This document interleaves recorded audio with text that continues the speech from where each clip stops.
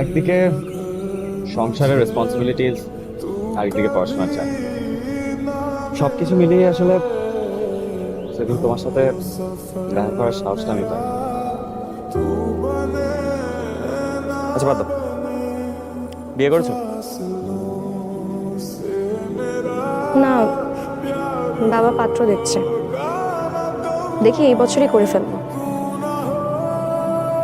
তুমি বিয়ে করেছো? আমি আর বিয়ে, চাকরি খুঁজতে খুঁজতে জীবন শেষ আর বিয়ে। আচ্ছা, তোমার বাবা কিরকম পাত্র খুঁজতেছে?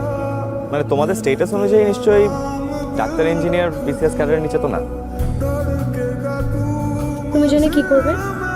পাত্র খুঁজে দেবে? আরে না না, জেনে রাখলাম আর কি। শোনো, সব মেয়েরা না স্ট্যাবলিশ ছেলে খোঁজে না।